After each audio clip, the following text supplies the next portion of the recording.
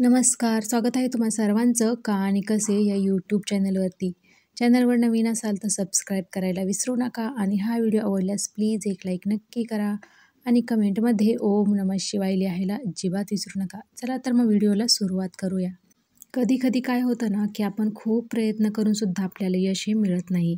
काही धार्मिक उपायसुद्धा आपण करून हे पाहिले पाहिजेत. कधी कधी खूप प्रयत्न जेव्हा आपण करतो यश मिळत नाही तेव्हा आपण साहजिकच देवाचं नामस्मरण करतो, देवाकडे जातो, त्याला प्रार्थना करतो. हे माझ्यासोबतच असं का होते? तर आपल्याकडूनच कधी कधी काय होतं की काही चुका ह्या घडल्या जातात आणि त्याचा परिणाम हा आपल्या जीवनावर, आर्थिक समस्यांवर, आरोग्यावर नेहमीच पडत असतो.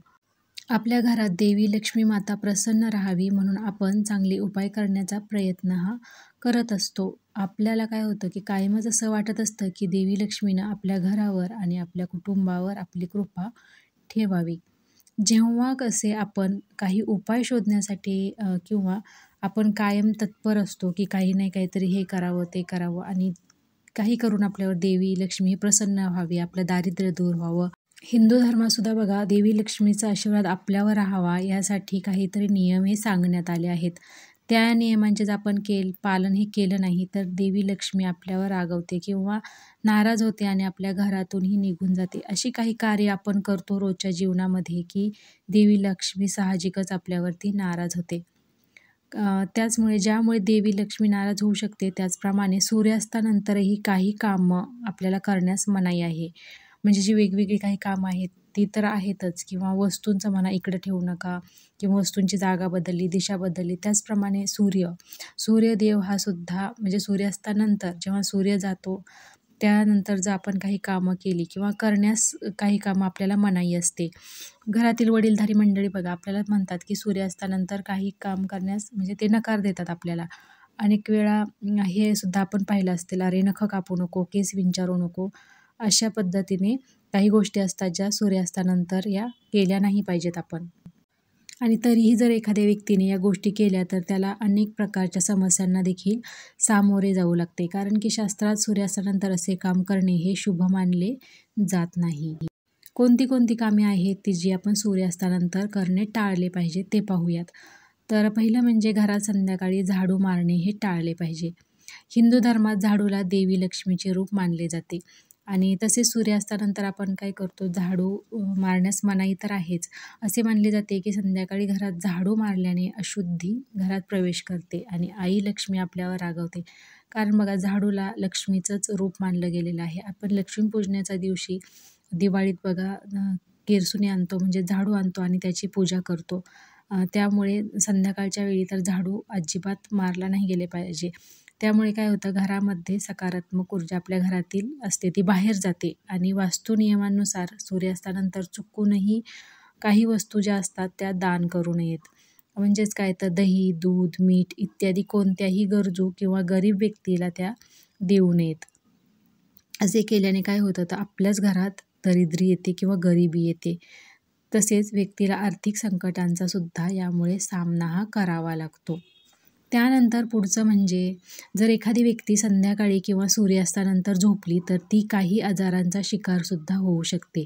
यासोबतच असंही म्हटलं जातं की संध्याकाळी झोपणाऱ्या व्यक्तीचं आयुष्यही कमी होतं. सूर्यास्त म्हणजे देवी लक्ष्मी घरात प्रवेश करते. अशा वेळी जर झोप आली किंवा झोप लागली तर घराचे दरवाजे बंद पाहून देवी लक्ष्मी घराबाहेरूनच निघून जाते. म्हणजे बघा आपण संध्याकाळ झाली की अगोदरच आपण घर वगैरे स्वच्छ केलेलं असतं, दिवे लागण्याची वेळ असते आणि आपण दरवाजा उघडा ठेवतो आणि त्याच वेळेस जर आपण झोपलं तर देवी लक्ष्मी काय करेल घरात येण्याऐवजी घरातून निघून जाईल. त्यामुळे संध्याकाळी झोपणे हे टाळले पाहिजे. त्यानंतर पुढचं म्हणजे तुळशीची पूजा करू नये. का तर हिंदू धर्मात तुळशी पूजेचे विशेष महत्त्व सांगितले गेले आहे. तुळशीची पूजा ही नित्य केल्याने लक्ष्मीची कृपा ही आपल्याला प्राप्त होते. अशा स्थितीत सूर्यास्तानंतर तुळशीच्या रोपाला स्पर्श केल्यास किंवा पूजा केल्यास माता लक्ष्मीचा कोप होतो. असे करणे अशुभ मानले जाते. अशा स्थितीत व्यक्तीला लक्ष्मी देवीच्या नाराजीला सुद्धा सामोरे जावे लागते. त्यामुळे संध्याकाळी शक्यतो तुळशीची पूजाही करू नये. त्यानंतर आणखीन एक गोष्ट म्हणजे रात्रीचे केस कापणे, मुंडन करणे हे सुद्धा सूर्यास्तानंतर शुभ नसते. धार्मिक मान्यतांनुसार रात्रीच्या वेळी केस कापणे किंवा मुंडन करणे कोणत्याही व्यक्तीसाठी शुभ नसते. असे केल्याने व्यक्तीवर नकारात्मक नकारात्मक ऊर्जेचा आपल्यावरती प्रभाव होतो. कशामुळे तर रात्रीचं केस कापणे किंवा मुंडन करणे यामुळे. आणि देवी लक्ष्मी आपल्यावर नाराज होऊ शकते, त्यामुळे तुम्हाला गरिबीचा सुद्धा सामना करावा लागू शकतो, अशी सुद्धा धार्मिक मान्यता आहे.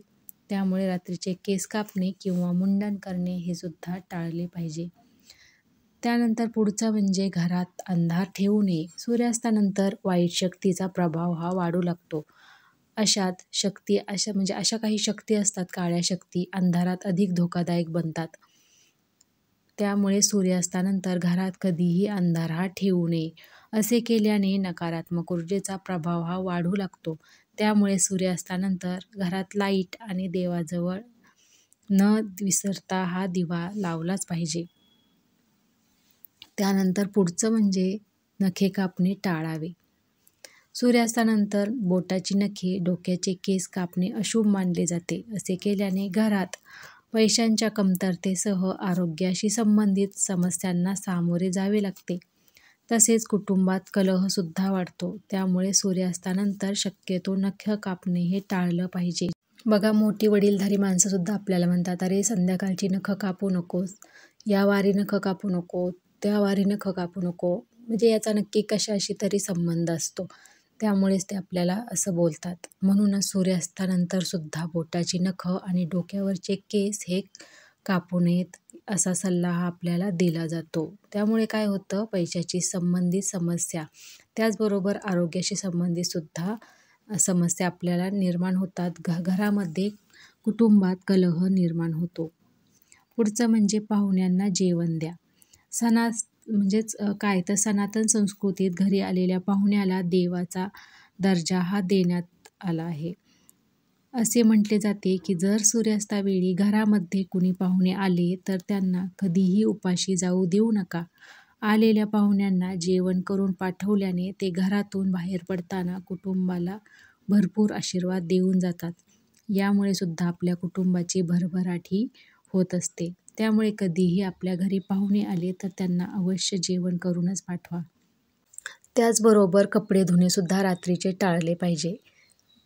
तुम्ही जर वर्किंग वुमन असाल, ऑफिसला जात असाल, काही निमित्त सकाळच्या बाहेर जात असाल आणि तुम्हाला दिवसभर कपडे धुणे जमले नाही आणि रात्रीचे जर धुवतच असाल तर ते मग बाहेर वाळत टाकू नका. शक्यतो ते कपडे घरातच वाळत टाका.